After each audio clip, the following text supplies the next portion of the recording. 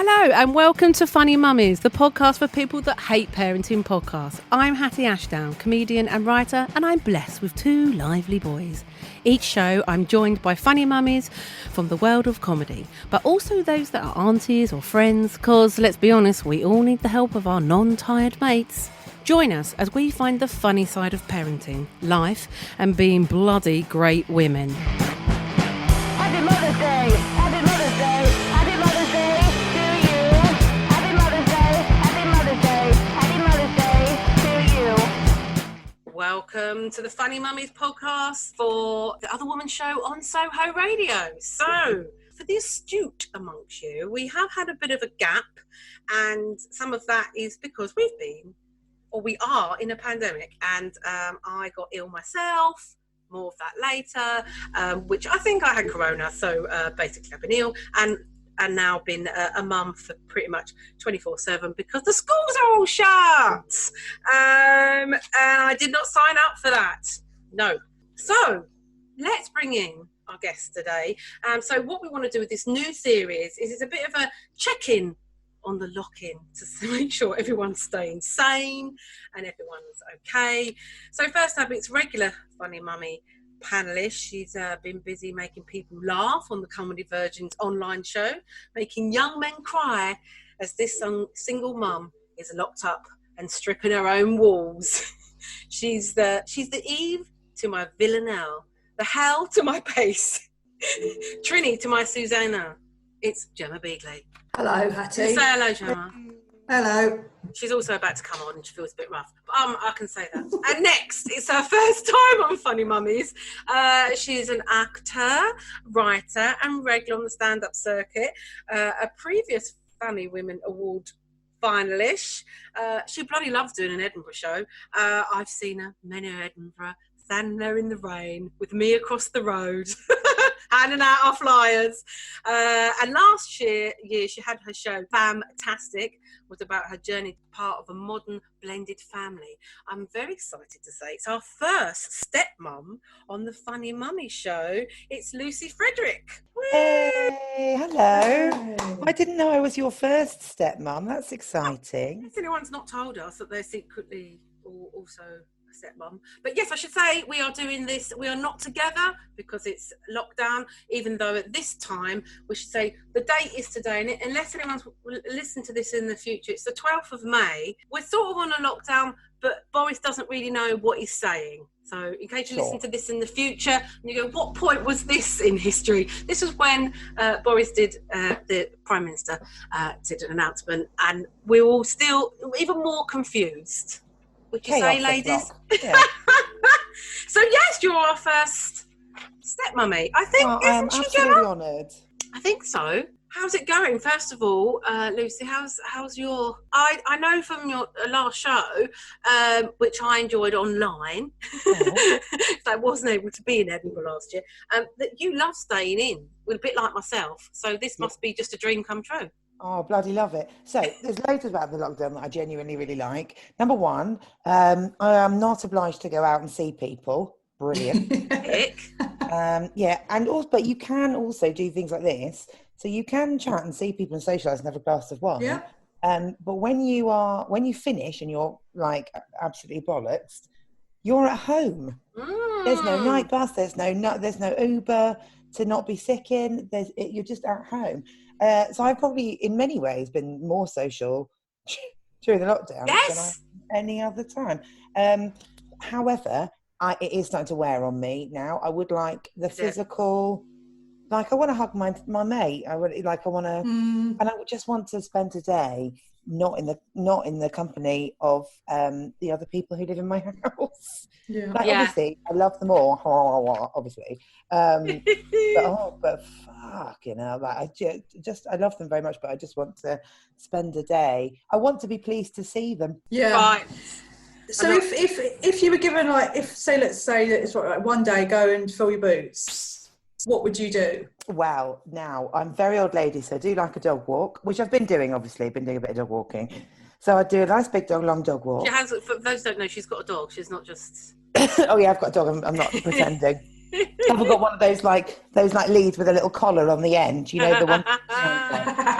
I've got an actual real life dog who, embarrassingly, was told by the vet today that he is overweight. Oh, aren't we all, mate, in this dear. He's in the club, lockdown? yeah. Bloody hell, complex.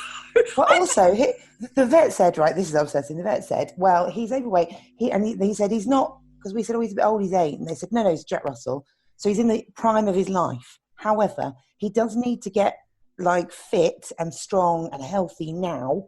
So going into older age, he is able to kind of maintain that fitness. And I was like, this is too close for comfort. Thank you so much. Yes, it sounds like my mum a bit as well. Like she's coming up to the best years of her life, and she's trying to do some walks so that her hips, so that my mum's terrified. I feel like that's me. Yeah. Your mum's prone to falling over? No, she's terrified that she will fall over and won't be able to get up again. Oh, really? Yeah, she's that's what she's scared of.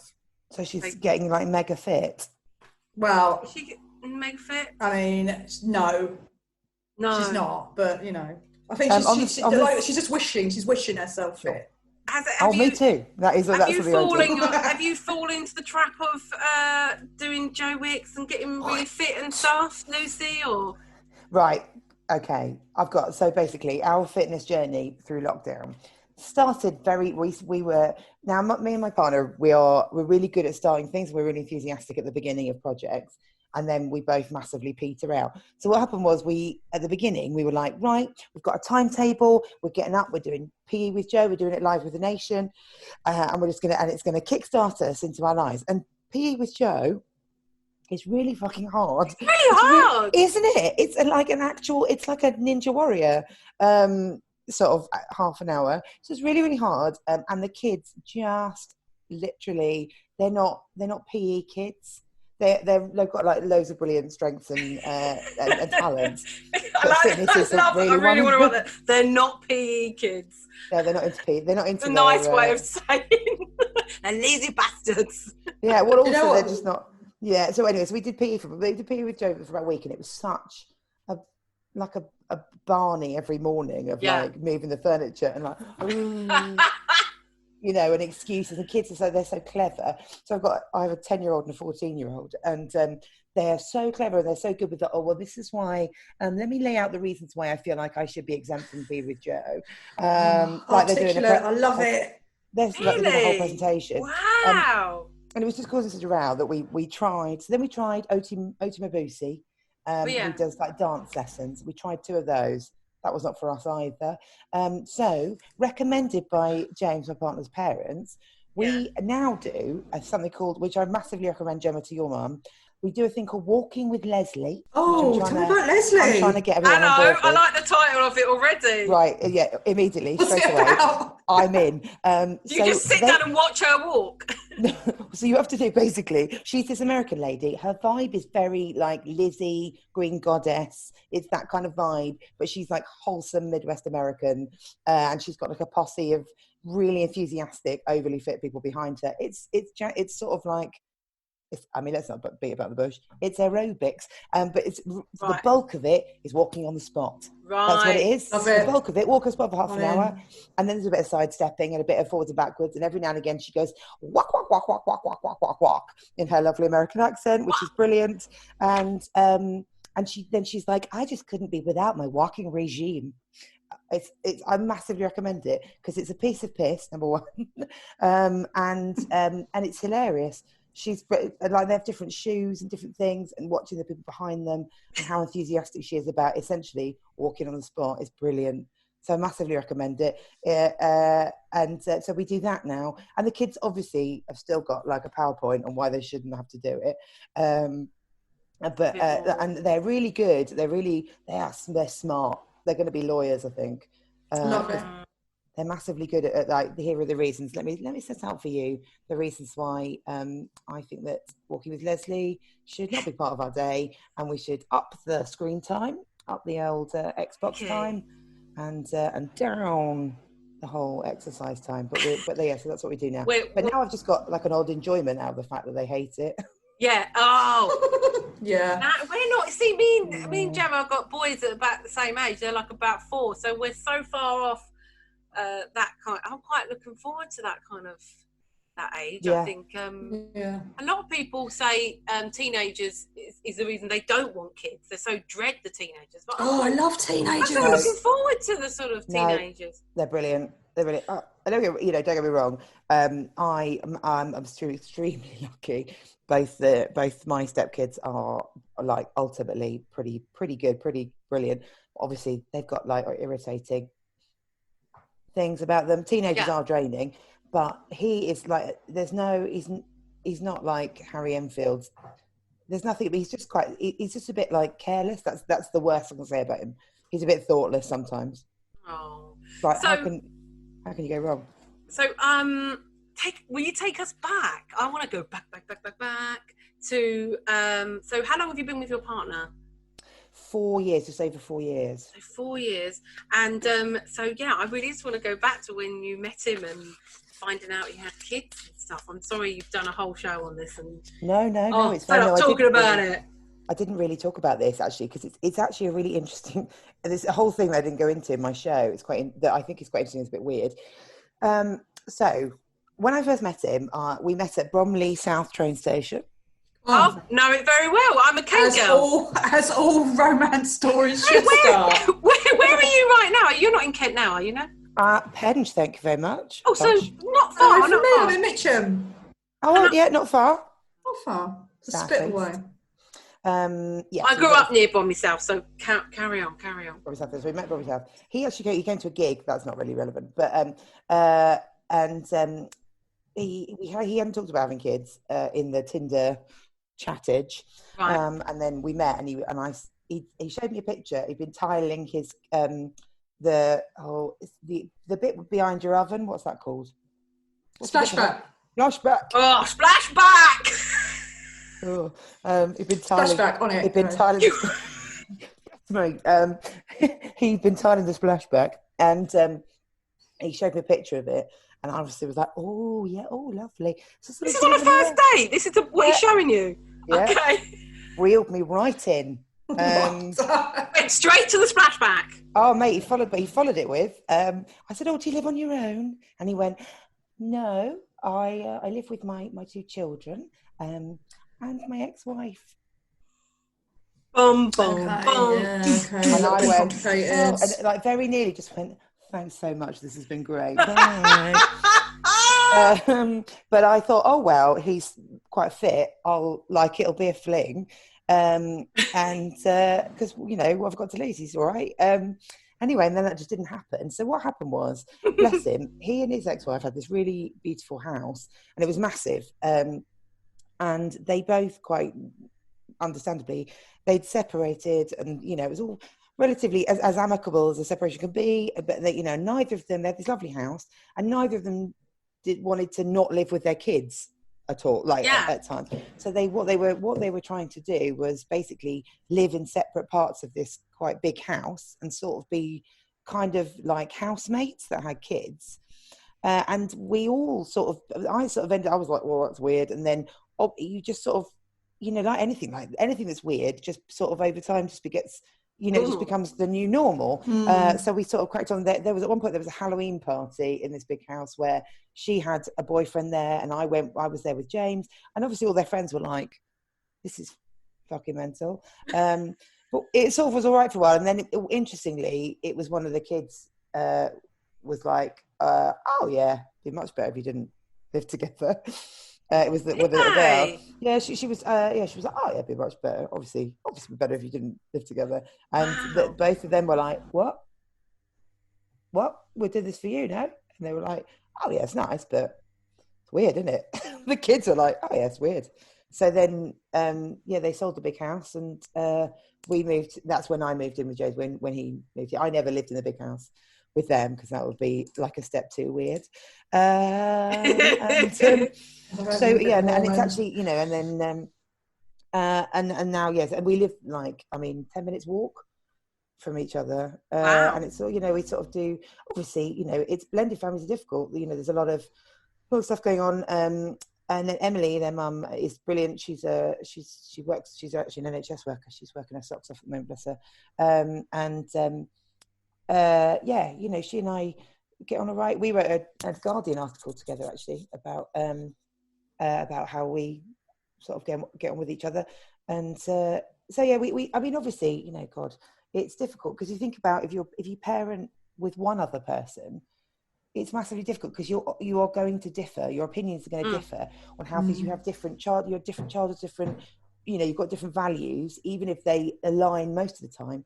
Your values are differ at times, and so how to kind of deal with things as they come up with kids is difficult, even with just two parents, because you're going, well, you know, when I was a kid, this, or well, I feel really strongly about, you know, all those things you sort of differ on. And when there's three people in the mix, it obviously becomes that step more complicated. Obviously, I'm like an assistant manager in the parenting dynamic. I don't have as much of a kind of, my vote isn't as much as and neither should it be. But you know, and that for me causes that sort of, you know, that's a kind of a thing I have to keep reminding myself, because it's really easy as a step parent. So we have them 50% of the time. We're not like weekends. How's that work? When you say 50%, is that literally like you split? Well, you can't really split, but you know what I mean. Yeah. No, so we so usually what happens is we work around their mum does shift work, so we work around that. At the moment, we're, you know, so basically they're here whenever she's at work. Oh right, so yeah. I mean, it's all over. I mean, you can't judge now at the moment because of lockdown breakdown. Yeah. And they've got pajamas at both houses. Yeah, they've got school uniforms and. We sometimes have to have a bit of a rebalance, obviously, because, you know, or we'll be like a Sunday night. So I am the more organised, which is extraordinary because I'm not a particularly organised person, but I'm the more organised person in this house. So I try to do a Sunday night, right, let's double check we've got all the uniform we need for the morning. Back in the day, remember school? And I better than me. I run around in the morning at 8 o'clock going. Yeah, well, that's it. It's only got a slight mark on it. Wet wipe it. Wet wipe. That's not. So don't you take that jumper off. Where's your cardigan? It's at school. What with the other 500 cardigans? What's going on? So I try and do that, and we have done a bit of Sunday night. Can we run around yours and get a school shirt? There's been a bit of that, you know, but largely there's enough stuff that it kind of balances out. Yeah. They take things like iPads and stuff backwards and forwards a bit. But. Yes, of course. And was there ever a feeling at the very beginning when he told you thought, I can't do this. I don't know if I want to be with someone who's got kids. Or did you just sort of, you know, you landed on the treadmill, as it were, and you were just like, I'm in it now. No, it's massively a slow fade. It's massively a slow fade because you know when you it's not like the old days, you know, where father comes home and goes, children, this is your new mother. Yeah. There's That's no the music. It's not Bleak House. So what happens? It's a sort of you know, in what happens nowadays is that it's a sort of slow fade in. You start off as daddy's friend, who stays over sometimes, and then, you know, then you're like, oh yeah, daddy's got a girlfriend, and that's okay, you know, and then all of a sudden, and then you're sort of like, oh, well, I suppose you live here now. You know, and it's lovely, like, because this is a bit in my show that I did last year about the fact that kid 2, the younger one, is she's got like real clear ideas about the world, and I picked her up from drama club once, and I saw her go, oh, I can go because there's my adult, and she didn't really know kind of what to call me. And then we had a little chat about it walking home. She was like, oh, I didn't know what to call you just then. And I said, well, you know, just so you know, sometimes when I'm talking about you and your brother to other people who don't know you, I sometimes refer to you as my stepkids. And she was like, yeah, please, can you not do that? Yeah, okay. I was like, what? Oh, okay. And she said, and then, why do you, you know, does it make you feel a bit uncomfortable? And she was like, no, not really. It's just that if you're my stepmom, and that sort of makes me Cinderella. I was like, well, this is a housework issue then, isn't it? This is what she's thinking. I'm going to make her sweep. So anyway, and then, so we had that conversation, we sort of left it for a while. And then a couple of weeks later, it was something was on the telly with step parents and stepmums, and James, my other half, brought it up. He said to the boy one, he's like, oh, you know, what do you reckon about the whole calling Lucy your stepmum thing. And the boy was like, I don't know, because that's the language of the teenager. And the kid too, the little one, she sat next to me, she got her thumb in her mouth, and she goes, just out of nowhere, she goes, I've decided I am going to call you my stepmum now, because you are basically like a mum anyway. Cool as you like. Honestly, I was like, just need to go outside for a moment to have a cry. Oh, it's nice, you know. Then there's those moments, and she, you know, like it's really dark, like, because obviously it's hard sometimes because there's no like you know, there's a lot around motherhood, isn't there? And there's a lot around, you know, like it's the most precious and beautiful thing you can be and do, and it's what your body's for and all of those things. And there's a Mother's Day, and everybody, it's all like a big, it's massively special. And I'm not obviously not saying that it shouldn't be, but there's no stepmom's day and stuff like, so the best I've had, and I'm not whinging at all, it was quite sweet, because they obviously were with their mum this Mother's Day, and they came to us in the evening, I think, of Mother's Day on the Sunday, just ready for school. And kid 2 waltzes in, and she's like, oh yeah, happy Mother's Day, kinda. Thanks for remembering. So it's, you know, it's kind of it's tough going, I think, a lot of the time. I think I'm rambling. Do you want to no. So there seems, by the sound, so I mean, I haven't given this much thought really, because why would I so far in my life? I find it fascinating. But and it's one of those things where you hear a phrase and then you seem to hear it all the time. So Hattie last night asked me to do some research on blended families, and I was like, I'd never heard that expression before, ever. And then some shit came up on my Facebook today about Will Smith and Jada Pinkett, and about about blended families. So it's just weird. But what I was going to say is that so there is I guess there's a process that you as the other mum and the children have to go through. You know, there's a you know a set acceptance and all that kind of stuff. I think really so. interesting. And it is interesting, and I think it's it is a kind of constant. In many ways, you have to be a sort of certain type of person, I think, in that you have to, it's a lot of capitulating, a lot of kind of going, your call, obviously on parenting decisions, even when you think that's bullshit, you sort of have to do a lot of that's up to you. You mean as in, so if your partner and his ex make a decision like, I don't know, yes, she's allowed to get a new phone when she's got a perfectly good one. One in 2 problems are about phones. I think that's the sounds. I'm guessing. Exactly. Yes, that's the thing. And it's hard to get. Well, I've got 10 minutes left. We're going to have to do that thing again, Gemma. We just run out of time so much. What we'll have to do is I'll send another link, and then we'll finish up on the next link. So meaning that it's frustrating like that in that way then. I think so. And so you have to be pretty patient, and there's this I think it's not harder, obviously, it's just different in that it's sort of, at its worst, it's a lifetime of unrequited love. Like, that's the worst it is, because you really, like, I really love those kids, but they're never going to love me the way that they love their mum, and nor should they. And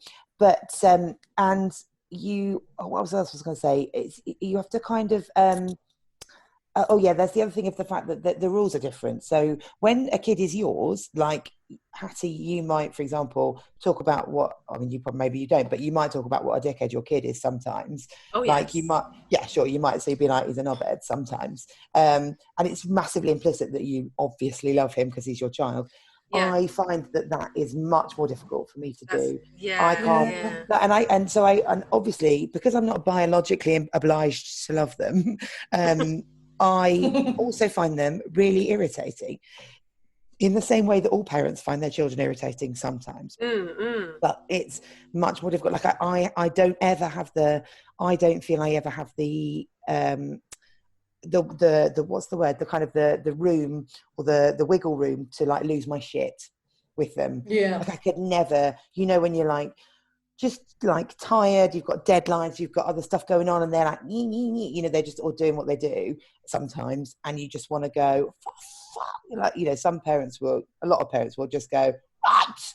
That must be hard. That must be hard. You know, and I don't have there's no room for that. I can't do that, because without the softness of that biological love and the, you know, whatever, it will be massively damaging to our relationship for me to just go absolutely, like, completely postal.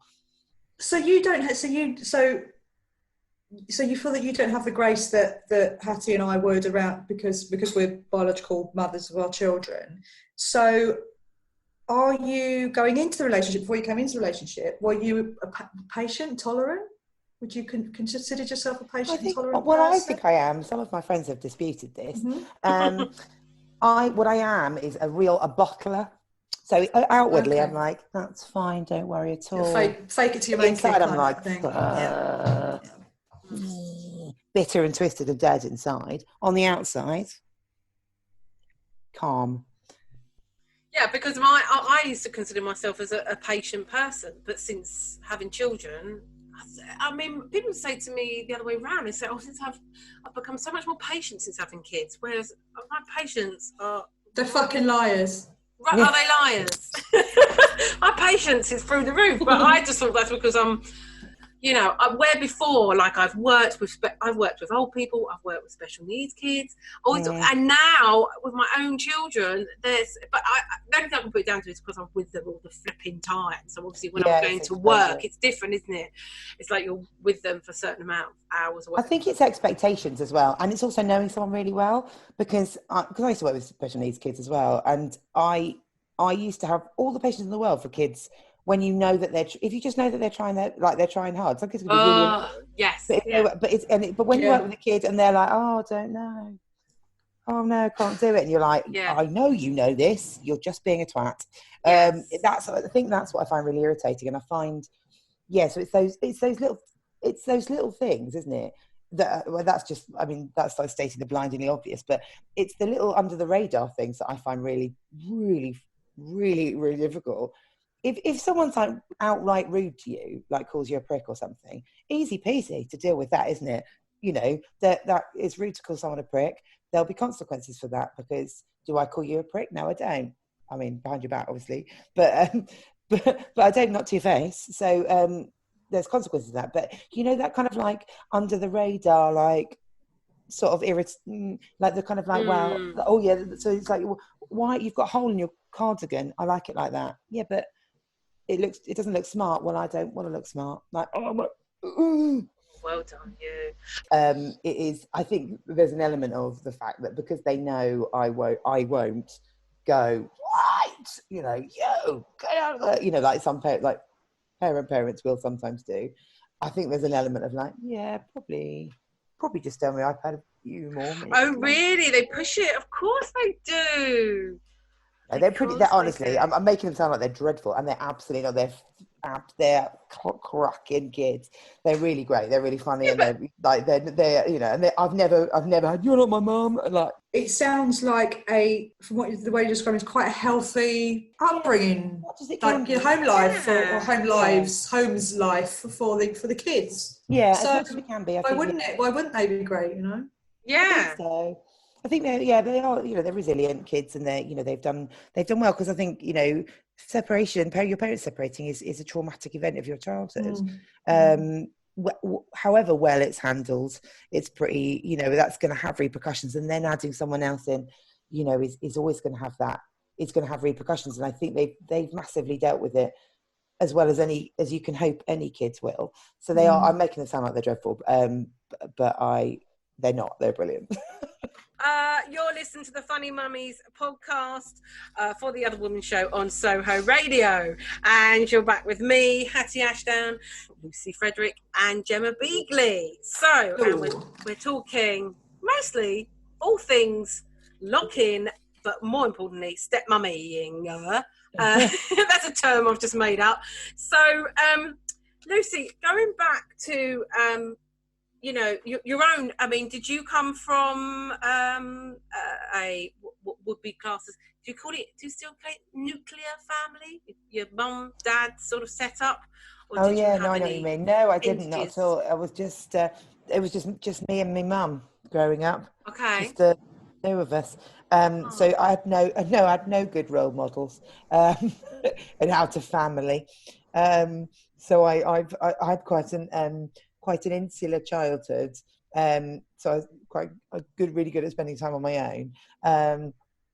And that's it. That's another thing I think that's quite interesting, because I've always been like that, quite sort of. I'm quite sociable, and obviously, I like the sound of my own voice, and chatting. But I sort of am one of those people that needs time on my own to sort of recharge myself.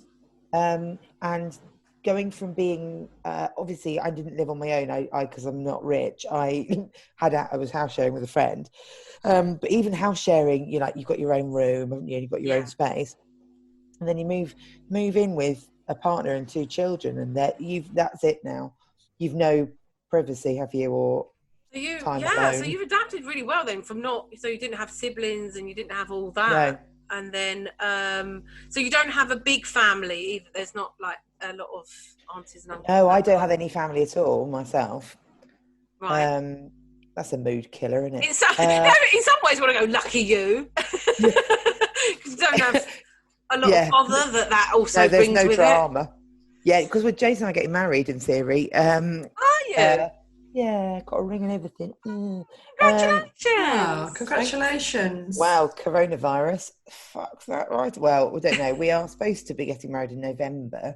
Really? But we'll see. Apparently, like a wedding is like the worst. That's like Corona Central. Weddings and parties and stuff like that. Corona Central. Would you have liked a big do then? Well, we were planning. We were getting married in a pub in Penge. That's the plan, and still technically at the moment, pub in Penge. With sort of all our friends and nearest and dearest and all of that. Sort of. But even because my James is an idiot. I love him with all my heart. I've been really rude about my family this evening. But I do love them very much, as a caveat. But he's a Wally. He's sort of like, oh yeah, because we went to the pub and they were like, we can fit about 150 people in here. And James like, oh, we don't even know 150 people. And then he text everyone he's ever met about our wedding. And it turns out we know loads of people. It's amazing how quick it adds up. We had about 90 people, I think, and that was that's having a small wedding, really. Exactly. So we'll see. So but on my part, because obviously he's got quite a big family, and they are all completely delightful. They are in many ways the best thing about him. his lovely family.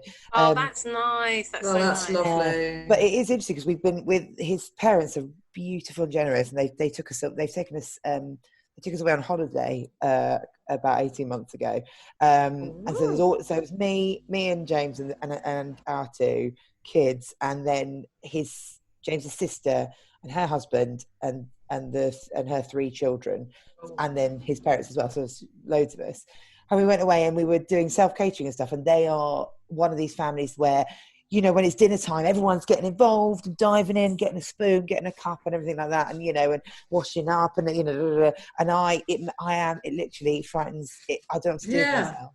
It's just not.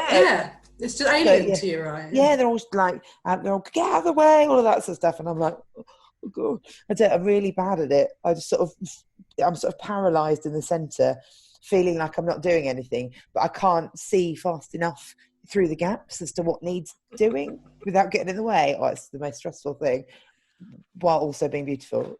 I bet they love you. His parents, are they? They are very generous and kind. Yeah, they are. They're very. They seem to. I couldn't possibly comment, but they are. They seem to, and they're lovely, lovely people. So very lucky. Yeah, I really. That's all lovely. Yeah, very lucky. I find that it might be different for you, Hattie, because Alex is a performer as well. But that it's quite a novelty, isn't it? This is our James's fiance. She's a comedian. It's like, you know what I mean. And so there's. I think the likes of yous can come into family situations as quite. James's dad is literally like they're South Africa as well. So James's dad will be always like, "Now, Lucy, I've got something for your sketch for your show." He's got like a little idea. They're very funny people though. He's like, "Now, Lucy, I've got an idea," which I love. It's really funny. Obviously, I never use it. What does James do? Oh, thank you, that's brilliant. Yeah, thank you. Yeah, right. Is James cool? But obviously, you said he knew. Did you put it on your profile that you were a comedian? I always wonder if. No, I didn't know. So when I met James, obviously it was almost meant to be like a fling, nothing serious. So I'd been seeing someone else, and we'd sort of, literally for 3 months, it wasn't very serious, but we'd sort of parted ways on that day. And then I got chatting to James on the Tinder, and I said, he said, "Oh, do you want to like go for a beer or something later today?" And I'd said, "Oh no, I've got a gig," and he went. I was like, "Oh, I've got a gig." No, I can't remember. I think it was like a last minute gig. That Bromley gig. Remember that Bromley gig? At the Churchill, and it was a last minute one. And I'd said, "Oh, I've got a last minute gig, so if you want to meet for a late drink, I can do that." And he was like, "Well," and he's so confident, my James. He's not like me at all. He's just like a proper. He was like, "Well, I'll just come to your gig." That was just how and I went, "Oh, all right." Love it. He's just really confident. It's one of the things that I simultaneously really love about him and really find really annoying. Because he's just like, because I'm a ditherer and I'm massively filled with self-doubt. It's because it's about being, I think that's part of being a performer, isn't it? Yeah. You're sort of filled with self-doubt and self-esteem issues. So I just dither and I'm like, "Oh, can't do that. I don't know how to do it." Yeah. And he's just like, "Yep." He looks at a situation and goes, "Yes, I can do that." I love that. That's what you need. I know, but Gemma's shaking her head like it's the most alien thing she's ever heard in her whole life. You're not a ditherer, Gemma. I wouldn't have thought. But I mean, I don't find myself in situations where I have to dither. Oh, That's really? the thing, because I'm not a risk taker, and so I don't even get to the stage where I'm going, "Now let me have a look at this." I'm just like, "Oh, no." Right. Okay. And this is because I'm at some point, Lucy, I'm going to have to. She's got to get back on the saddle again. She's single. Oh, in the dating game. Yeah. And I'm just like, I just can't even. So I'm thinking, well, look, you've got yourself a nice, confident man. Yeah. Good to know. So you got him. You snared him. You've got a small child, have you? You've got a small boy child. So in extra layers of step parenting, James is technically the boy one's stepfather. So what? So my James, when he met his ex-wife, the oldest one was about 7 months old. Oh, right. Okay. Oh my God. Did he adopt him or anything like that? Yes, or he did, yeah. He did? Yeah, he did, yeah. I know a lot of people do, so I had to go get those facts in. Okay. Blimey. It's another really, like, kind of... so does he not have anything to do with his biological dad then? No, his biological dad. Oh my gosh! Does... So they went to... They arranged it all sort of massively amicably. His biological dad... was like fine, yep. So James is legally the kid's dad, and he obviously he and their mum separated, and he's not like, "Oh, I'll just look after the one that's biologically mine." Obviously they both it's all but yeah, his biological dad comes and sees him every couple of months, a few months or whatever, pop in and so he has a relationship with him as well. So it's all very modern. Crikey. And don't tell me that his ex-wife has now got a partner, and because that then it weaves even further on. But if she did, I hope that if she will. Of course. She's as a little as this is a parenting podcast, I should plug her business. She's the designer of a baby carrier, like a baby sling called Isme. So for parents of small children. Go out and I buy thought you said a baby carrier. courier. Is this Oh, no, a little tiny baby that goes around? That's a stalk. She's of a baby carrier, a sling. You know, the sling. Oh, love them. I never really got, my babies were all blooming too big. So it was like I could put them in there for about 2 minutes and then break my back. I mean, you would have to have put Buster in a hold-all, wouldn't you? Yeah. Rather than those ones that elderly people have or something. Like a potato Mercedes that they pull along. So, that's just a pram, that is. Can I ask, Lucy, are you going to add any more to this blended families, or is it a personal question? If you, no, that's fine. It's a completely fine question to ask, and the answer is no. So James was always very clear from the outset, and he's very honest that he didn't want any more children. I've always been massively ambivalent about it. There was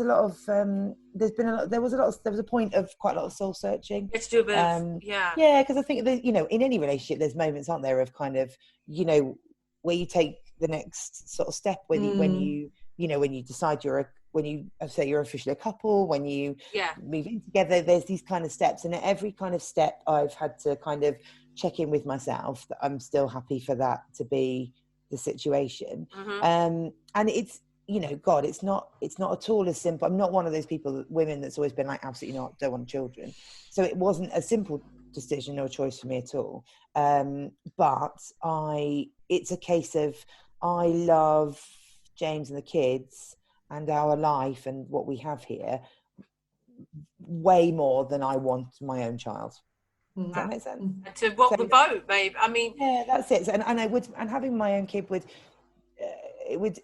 massively change my relationship with the two that exist already.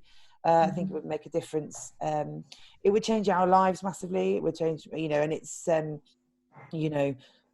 mean, also, quite apart from anything, James has been the parent of a small child since he was in his early to mid 20s. Really? And he's now in his late 30s. If we then had a child, he's then the parent of a small child till he's starting 50. All over again. Like, oh no, everyone. I was like, I wouldn't want it, and he just doesn't want to do that, and that's totally fair enough.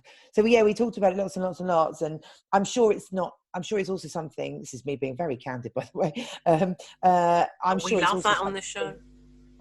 It's something that I'm sure will come up for me again at points in the future, because I think I don't know. I think there are lots of women who have decided they don't want children, and that's and that's their decision. That's fine. And then they don't feel conflicted, and I don't really feel conflicted. But I think there are certain biological things, and there's obviously our society is massively geared up towards telling women that they are supposed to have babies, and that motherhood is the best thing that you can ever hope to achieve, and all of these things.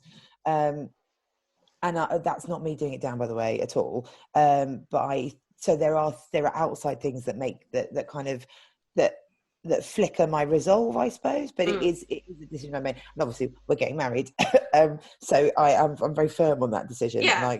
You don't think if you'd have gone on or not, and maybe not still been single, that you wanted them so much you'd have tried to have a baby on your own or anything like that? It's not. I couldn't. I don't think so. No. I tell you, and and the main reason is because of my job, high comedy. I don't have very much money. That old job that you don't remember. Do that. Yeah. I don't have much money. There's nothing. I mean, I grew up as a single with a single mother.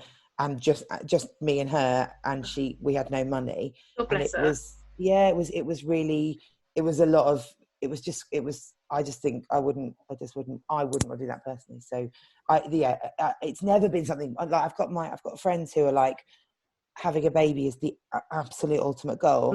Nothing at all wrong with it, but that's never been my thing. I think if I'd met someone different and they'd been like, oh my God, desperate for a baby. Yeah, it is. I think it's I would have had one, but it is about the partner. And I think, to me, I think you've got the best of both worlds. I cannot recommend it enough. I'll tell you why. Here we go. Even lockdown, 50% of the time I'm here, I'm homeschooling, I'm doing craft projects, I'm doing bedtimes books and cuddles on the sofa and walking with Leslie, and it's all brilliant. And then the other 50% of the time, sleeping until 8 o'clock. Sleeping until 8 o'clock, going for walks, not watching what I want on the telly, not just Disney Plus. Beautiful. And generally living my best life. So it is. I massively recommend it to everybody. It sounds, yeah. I mean, I've never. Would Gemma, if you when you get back out, when we're allowed to date again, would it bother you if you met a guy who's? I mean, you can't really say no, really, because you've got kids. I mean, it's kind of. Well, I can say no. It is 2020. But Hattie. I just. Sorry. But I think that not 1918. You're on your boat to Ireland. Sorry, Karen. I know. It might be previous off-air conversation. Sorry, Gemma. Sorry, Gemma. Sorry. It might be preferable for me to have a relationship with somebody who has got children already. Yeah. I don't know. I really don't know. And like you said, you fall for the person, right? And so you make a decision. You go, okay, well, they come with whatever it is, a busy job or children or whatever, and you make a decision then, don't you? Yeah, I think absolutely. And I think that it is. I think there's a real misconception that people are anti-partners who already have children, and I think that's a misconception, because I actually more like I know quite a lot of women who are stepmoms. I think it's becoming the new normal, yes, I totally agree. I think you fall for the person, and as long as that person is open and ready to also put the work in with your child, then that's. Here's a question for you. Is it different for women? Is it different for single mums, single dads? To be a stepfather as opposed to stepmother? Well, I suppose both two different questions, but yeah. I mean, would it being a stepfather be different to being a stepmother? Yeah, I think that's a really interesting one because of traditional kind of family roles. I think a stepfather slots into the situation, I would imagine. If you're talking obviously not everyone, but if you're talking traditional family, kind of dynamics, I think a stepfather probably slots into the situation a little bit more easily in some ways. Yeah, because a traditionally passive role. Well, sort of fun dad. But also he seen sort of as gets to wind hero them as up well. Before bedtime. Yeah, yes, like he's the saviour. We've got two stepdads in my family. Two of my nephews met both their now wives, had children. And, it's classic. My mum was very kind of like, oh, when he good taking on those kids. And it falls into all those gender stereotypes that exist. It's the other way round. I don't know.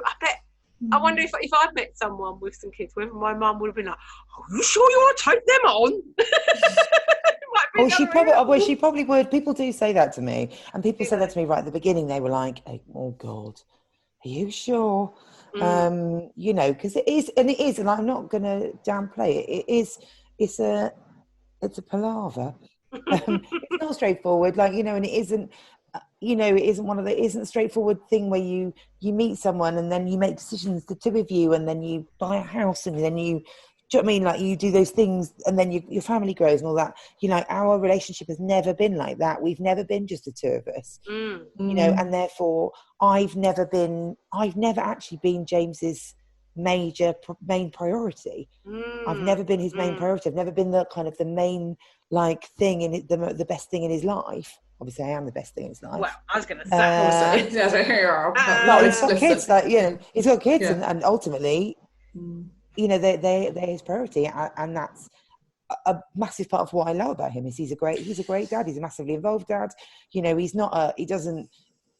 I think he's had to learn. I think there was probably an element of prior to separation that he had the classic fun dad or disciplinarian role, and he's had to learn to navigate those middle grounds, you know, in the separation. But he's worked really hard on it, and he's a great parent. It's a massive part of what I love about him.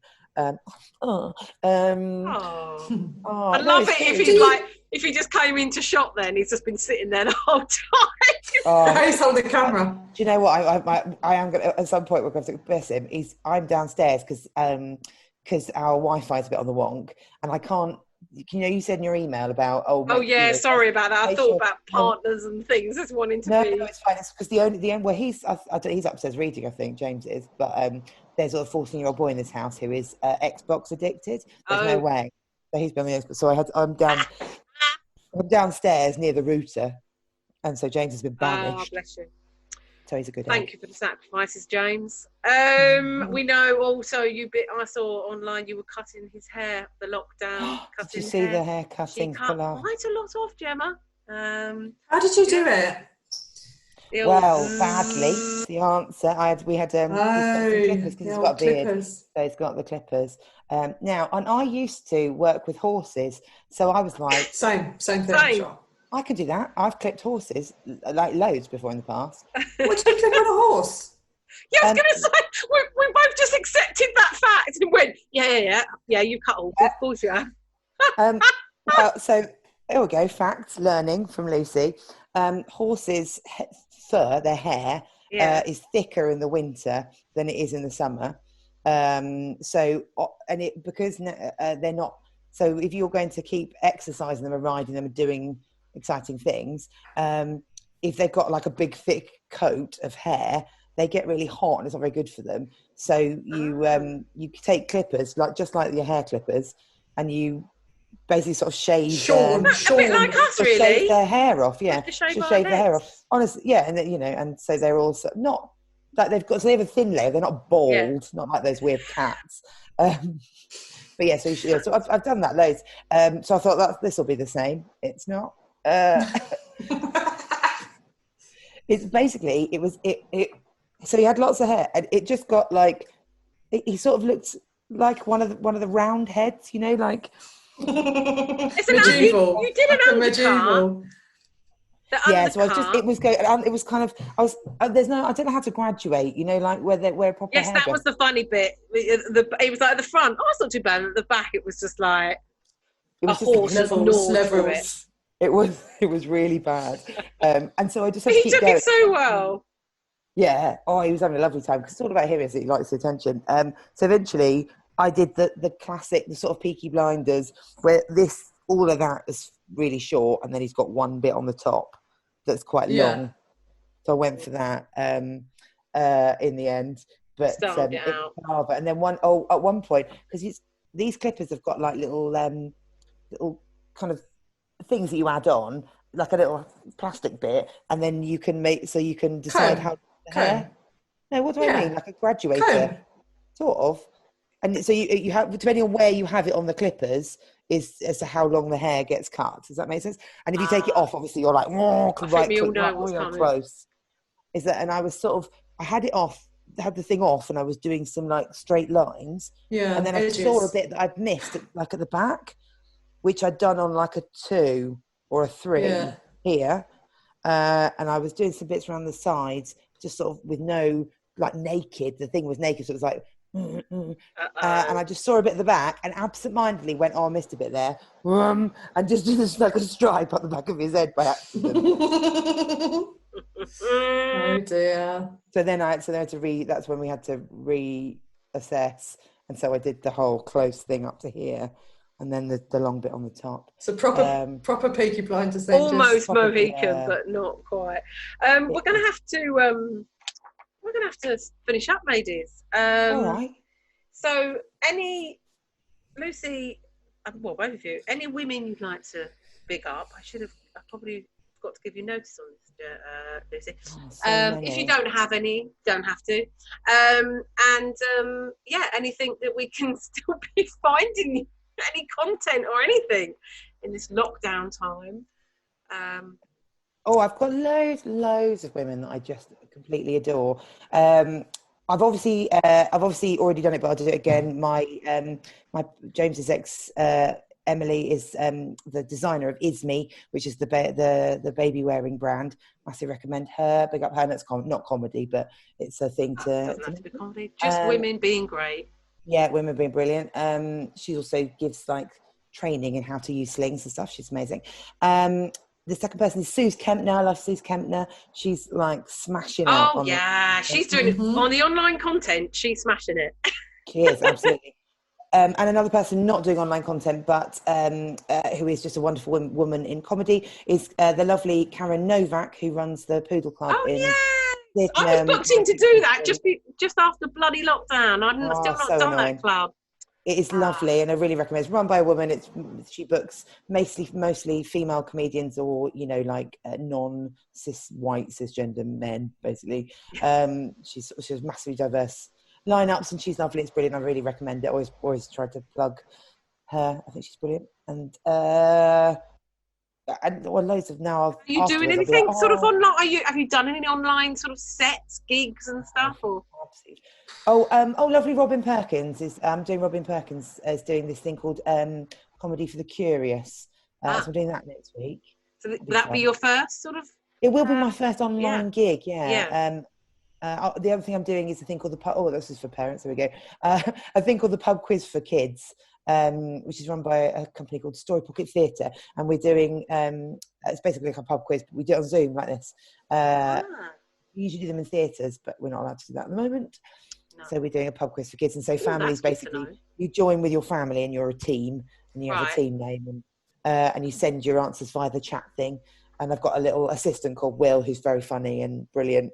And he does all the things, and there's a real actual prize. Oh, no, that's great. We'll have to. I'll put the links to that. That sounds great. Because as everyone knows, I'm still doing just about Scream with Laughter online. So if any parents, we're doing it in the daytime because we're thinking that a lot of new mums will be asleep by bloody 8 o'clock at night. So just go on Instagram or Facebook and find out when the next one is, because there's no point giving you a date because I don't know when you're listening to this. Gemma, anything you want to big up? No. This is Gemma's signature thing now. It's becoming no. Good. Well, it's been. Where is their joy? Show me the joy. Where is their joy? I've got nothing. Here's something. Do you know who's not getting a bloody clap? What? Funeral directors. No. I was reading an article about poor funeral directors. They're still working around the bloody clock. No. Right, let's give them a clap now. Come on. Here for the funeral directors. And bin men, they don't get a clap. Well, I put out some chocolate for them the other week. Right, I'm going to let everyone go. Let's go. And I'm just going to stop recording. So thanks very much for listening, Funny Mummies. You've been listening to the Funny Mummies podcast show for the Other Woman on Soho Radio. You've been listening to the Funny Mummies podcast with me, Hatty Ashdown, in association with Screaming with Laughter for the Other Woman radio show on Soho Radio. Thanks to all my guests and panel today, and edited and produced by Charlotte Kingston. We'll be back every month for another dose of Mum and Tonic. Happy Mother's Day! Happy Mother's Day!